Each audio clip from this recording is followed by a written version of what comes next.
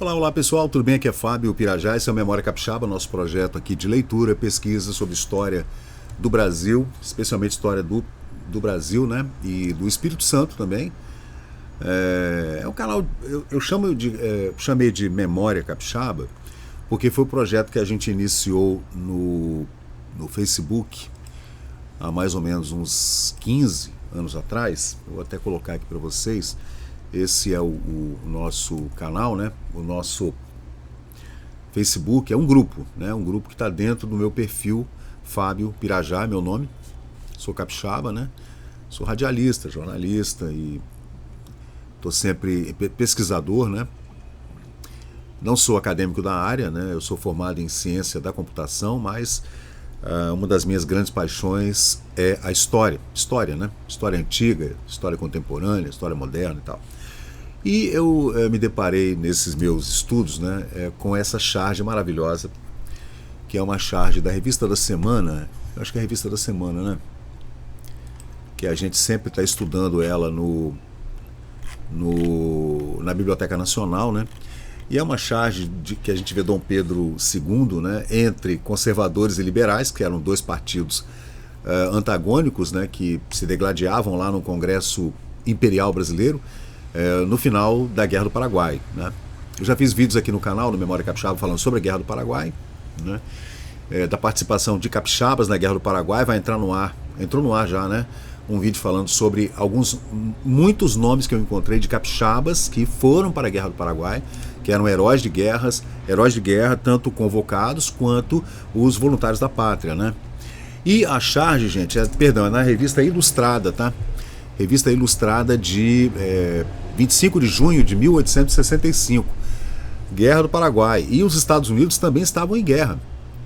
E a Guerra da Secessão aconteceu no mesmo período, por incrível que pareça, né? Que coincidência, né? E depois Dom Pedro ainda participou da Feira Internacional pelo centenário da Independência Americana em 1876. Ele esteve lá pessoalmente, né? Dom Pedro foi o primeiro rei ou o primeiro imperador que visitou os Estados Unidos depois da guerra e depois da instituição da República nos Estados Unidos, né? Foi muito ovacionado, muito festejado, aplaudido, né? E tá lá, né? E a charge fala assim: quem não é pelo Brasil é contra o Brasil. A charge foi assinada na Revista Ilustrada por Henrique Fleus, ou Fleis, tá ali a assinatura dele pequenininha, né? Ele retrata então Dom Pedro II e segurando essas duas figuras, né? Esses dois bustos, né, de conservadores e liberais.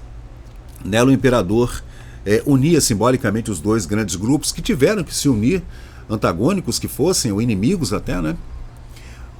Uns eram escravocratas, os outros eram abolicionistas, uns eram classe média ou classe empresarial, fazendeira, né, industrial da época, e os outros eram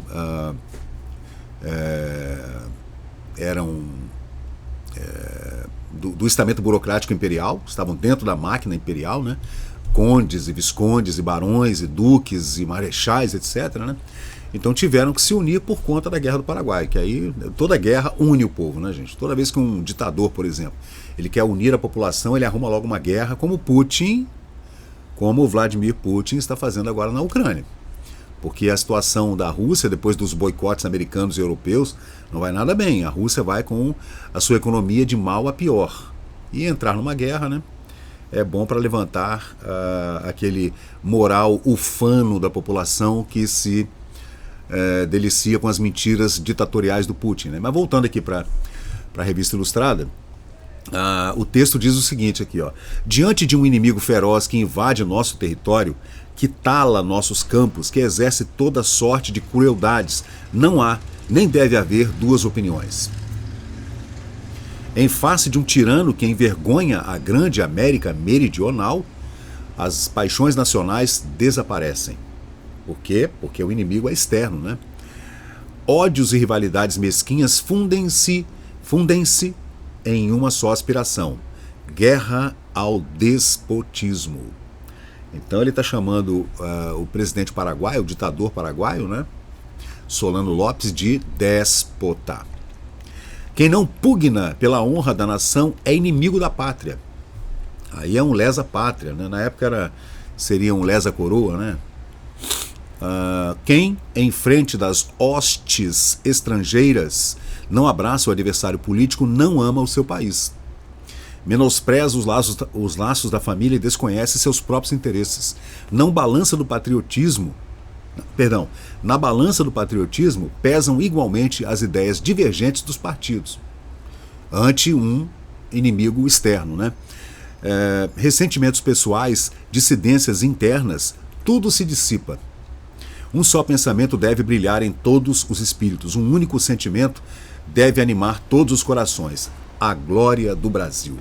Que texto mais ufano, né? Talvez a ditadura militar tenha copiado isso aí, né? Copiado e colado lá nos anos 70, o governo militar falando de Brasil, ame-o ou deixe-o. O triunfo da honra e da dignidade nacional. Brasileiros, união, concórdia, que é diferente de discórdia, concórdia. Salvemos o Brasil, o grande império do Brasil. No Brasil, então, o poder de Dom Pedro II estava amparado pela Constituição do pai dele, Dom Pedro I, a Constituição outorgada em 1824. Lembrando que logo depois Dom Pedro I tem que voltar a Portugal para garantir para sua filha o trono de Portugal, a coroa portuguesa que estava ameaçada pelo seu irmão lá. Dom Pedro I do Brasil em Portugal era Dom Pedro IV. E Dom Pedro II, ainda criança, foi tutelado pelo Andrada, né? E logo depois assumiu a coroa em 1831. Dom Pedro faleceu em 1834, né? Mas mantinha, né, uma série de correspondências com o filho ainda criança, correspondências que Dom Pedro II guardou com carinho pelo resto da vida, né? E falando aqui que Dom Pedro II exercia então o chamado poder moderador. Esse poder foi extinto na Constituição da República Federativa em 1889, né, na Constituição de 1891, a primeira republicana, porque o imperador foi convidado a retirar-se do Brasil, né, um absurdo de golpe militar. Dom Pedro foi traído, né? Na verdade, quem estava governando era a princesa Isabel, a primeira governante mulher brasileira, não a Dilma. E esse poder moderador hoje talvez esteja sendo exercido de forma bastante estranha pelo STF, né? Deveria ser um outro órgão, talvez, né? Não sei.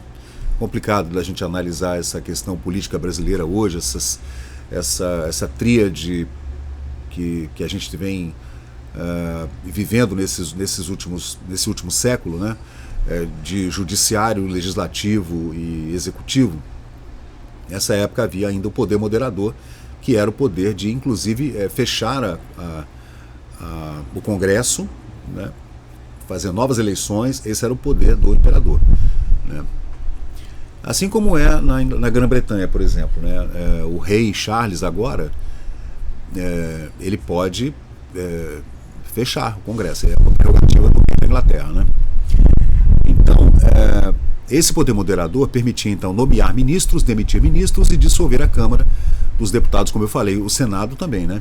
A partir de 1847, com a criação do presidencialismo do Conselho de Ministros, inspirado no modelo parlamentar inglês, tá vendo?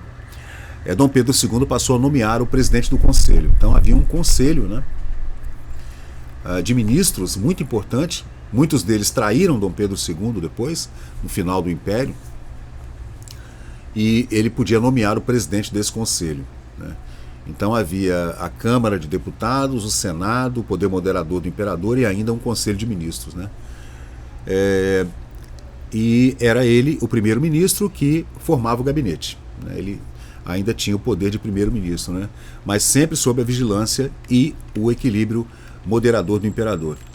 Aí teve a Guerra do Paraguai, né? O Brasil aliou-se, houve uma tríplice aliança, né, com o Uruguai e a Argentina para enfrentar Solano Lopes, que estava invadindo o Brasil, né, segundo dizem historiadores, outros dizem que não, outros dizem que foi um massacre terrível, né, que o Brasil massacrou populações inteiras de paraguaios, né?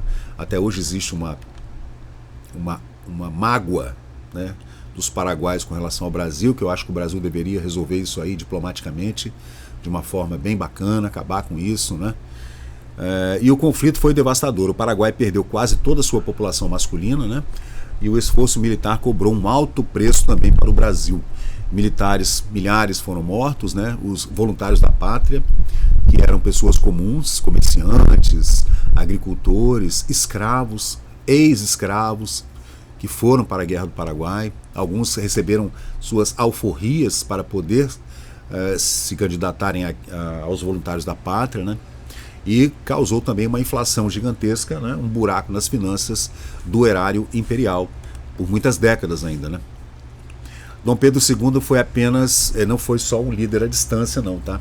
Ele era um cara muito consciente, Dom Pedro II, né? Era um brasileiro mesmo, né? Ele foi pro fronte de batalha, ele e o seu genro, o Conde D, casado com a princesa Isabel, né? Visitou vários campos de batalha no Paraguai, né? Comeu com soldados, assim como o Abraham Lincoln fez na mesma época também, no fronte de batalha com os soldados na Guerra da Secessão. Sua presença no meio da guerra surpreendeu até os inimigos, né? Os soldados brasileiros ficaram surpresos e os inimigos, o imperador do Brasil está no meio da... Deixa eu ver o que mais. Dom Pedro governava com muita simplicidade, andava pelo meio da rua, falava com todo mundo, era completamente diferente daqueles monarcas absolutistas. Dom Pedro não era um absolutista. Pedro II, ele era um liberal, ele era um democrata, ele era um republicano, né? Dom Pedro era republicano. Ele só achava que o Brasil não estava pronto ainda para eleições livres, porque era um país de muitas fazendas, num período de escravidão muito longo, né, com um país muito grande. Ele achava que o Brasil ainda precisava de uma moderação intelectual para uma transição para uma democracia aberta com sufrágio universal, inclusive de mulheres, que ele era a favor, né? Sem escravidão, e para se transformar numa república, como acabou acontecendo, de forma, né, que tá aí, que a gente está vivendo hoje, né? Dom Pedro II estaria se revirando no túmulo, né? O imperador ouvia queixas do povo, defendia interesses dos mais fracos e desprotegidos, atendia a todos no paço de São Cristóvão ou na Quinta da Boa Vista. Tinha um dia na semana que ele abria as portas do palácio e atendia o povo. Tem o tal do beijamão, né? O tal do beijamão do imperador, aquela coisa, né? E Pedro Calmon chamou Dom Pedro II de o monarca indormido. E Joaquim Nabuco disse que por 50 anos o povo sempre o encontrou de pé, ouvindo a todos sem enganar ninguém. Então, gente, a decadência da monarquia, para fechar o vídeo aqui, para não ficar muito longo, né? Porque de vez em quando eu faço essa homenagem a Dom Pedro, porque eu acredito que ele foi um brasileiro apaixonado pelo país, né? Morreu de depressão na Europa, assim como a princesa Isabel também, né? Pobre, sem amigos, morando de favor, né? Com parentes. Um homem que era rico, né? Dono do país, né? E apesar da dedicação que ele teve pelo Brasil, né? Um símbolo de um regime que era ultrapassado na época por conta das grandes massas urbanas, né, que viviam no Rio de Janeiro, especialmente no Pernambuco. Minas Gerais ainda era colonial, né, muito colonial. Minas, muito conservadora, colonial, né, até hoje é assim, né? E essas elites militares que acabaram dando em todas as outras revoluções que aconteceram desde da virada do século XX, né? Aquele monte de revolução que acabou dando na Revolução de 30, que eram revoluções da classe média encabeçadas pelas classes militares, né? E a gente vê o Brasil hoje, né? Revolução em cima de revolução, revolução em cima de revolução, uma atrás da outra, né? Joaquim Nabuco afirmou que o reinado era o imperador. Sem ele a monarquia parecia não ter sentido. José Maria dos Santos resumiu, abre aspas, a monarquia só se apresenta tolerável com Dom Pedro II. Sua presença era o derradeiro obstáculo para a república. E foi assim, então, que em 1889 houve o famigerado golpe militar que expulsou de madrugada, de forma covarde, Dom Pedro e sua família, com filhos, netos. Foi uma coisa horrível, sem poder levar nada, tudo às pressas. Uma traição horrível que ele sofreu, né? Ele faleceu no exílio na Europa em 1891, exatamente no ano em que foi promulgada a Constituição, a primeira Constituição da República, em 1891. Então valeu, gente. Esse é mais um vídeo aqui do canal. Eu me chamo Fábio Pirajá. Mais uma homenagem que a gente faz a esse grande brasileiro, né? Dom Pedro II, Dom Pedro de Alcântara, imperador do Brasil. Valeu, pessoal. Muito obrigado e até a próxima. E chegamos ao final de mais um vídeo aqui do Memória Capixaba. E se você curtiu o conteúdo, por favor, deixe seu like, compartilhe aqui o nosso canal e inscreva-se para mais novidades. Até a próxima e muito obrigado por participar aqui do Memória Capixaba.